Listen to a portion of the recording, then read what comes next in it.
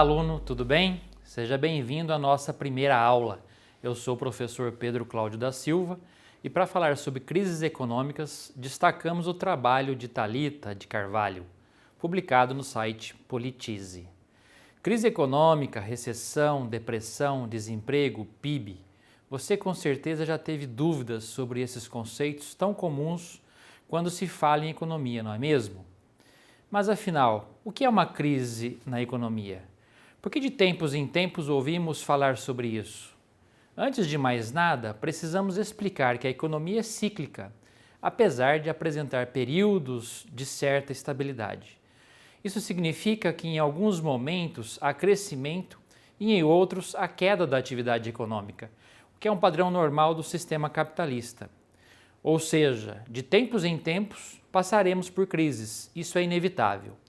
O que pode variar são as razões que levam às crises, os setores da economia que serão mais afetados e a intensidade delas, é claro. Em geral, grandes crises afetam, de alguma forma, todos os países do sistema capitalista, pois as economias são dependentes entre si. Durante uma crise econômica, há declínio da atividade econômica. A demanda por consumo diminui, o que leva à diminuição da taxa de lucro das empresas. Como as empresas passam a lucrar menos, muitas delas acabam demitindo funcionários. Isso leva ao aumento da taxa de desemprego. Com mais pessoas desempregadas, a renda diminui, o que leva a um menor consumo das famílias, ou seja, menor demanda. Como podemos ver, esse ciclo tende a se reproduzir e se intensificar. Para frear o ciclo, é necessário adotar políticas econômicas de estímulo à economia e o sucesso ou não dessas medidas vai determinar a intensidade e duração dessas crises.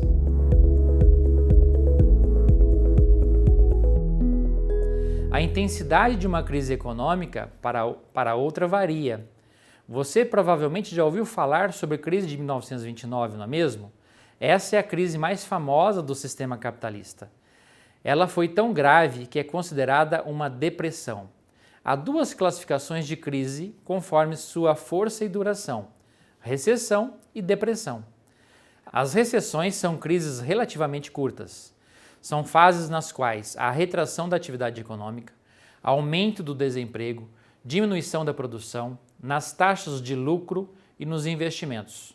Considera-se em recessão uma economia que apresenta queda no PIB por 2 trimestres consecutivos. Quando as crises são duradouras, são chamadas de depressão, que representa um estado de agravamento da recessão, com forte redução da atividade econômica, falências, altas taxas de desemprego e grandes quedas de produção e investimentos. Geralmente considera-se depressão uma recessão que ultrapassa 3 ou 4 anos de duração, ou então uma queda drástica no PIB. O PIB é a soma de toda a riqueza, conjunto de bens e serviços, produzidos internamente no país durante um determinado período de tempo. É um dos indicadores mais utilizados para medir o tamanho de uma economia, bem como o seu crescimento ou recessão. Há duas formas de calcular o PIB, pela oferta e pela demanda. Na ótica da oferta, soma-se o valor do que é produzido pela indústria, serviços e agropecuária. Na ótica da demanda, calcula-se o que é gasto, o consumo das famílias em bens e serviços, gastos do governo, investimento das empresas, exportações, descontadas as importações. Para você entender melhor o fenômeno das crises econômicas, vamos explicar brevemente o que aconteceu antes, durante e depois de 3 crises importantes da história: a Depressão de 29, a Crise Mundial de 2008 e a Recessão Brasileira entre 2014 e 2016.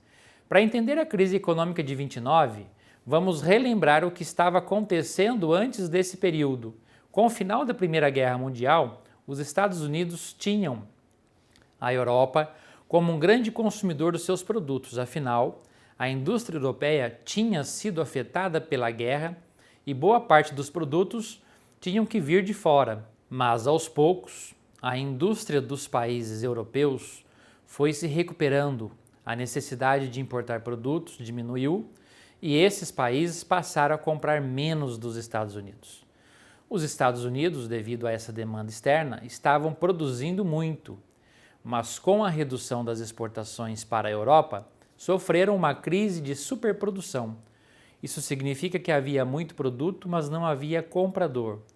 Com muitos produtos parados, as empresas passaram a demitir funcionários, o que teve como consequência taxas altas de desemprego e crescimento da pobreza.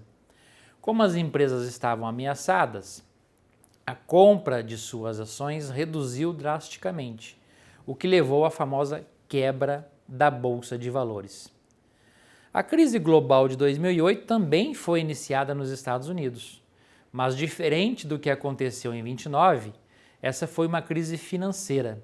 Foi um colapso do sistema de especulação decorrente da chamada bolha imobiliária. Antes do estouro dessa crise, os juros estavam baixos e havia crédito abundante no mercado americano. Isso significa que as pessoas tinham facilidade de conseguir empréstimos e os juros que pagariam por eles era baixo.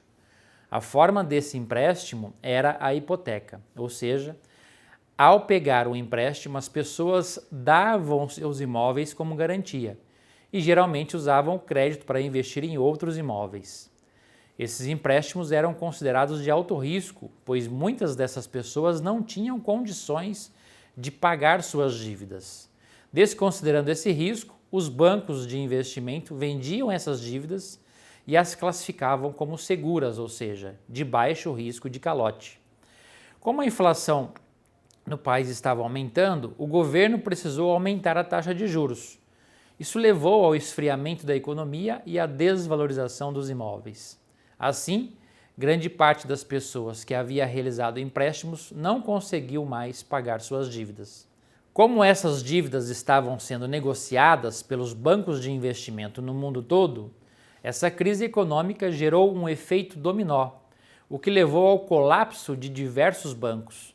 A crise atingiu em princípio os Estados Unidos, depois de algum tempo atingiu a Europa e até mesmo os países em desenvolvimento, embora em menor intensidade. Para evitar uma crise ainda maior, novamente, os Estados Unidos teve que intervir para salvar os bancos. O plano de socorro de George W. Bush foi de 2,6 trilhões de dólares. A recessão no Brasil foi de abril de 2014 a dezembro de 2016. Ao longo desse período, houve uma retração do PIB do país.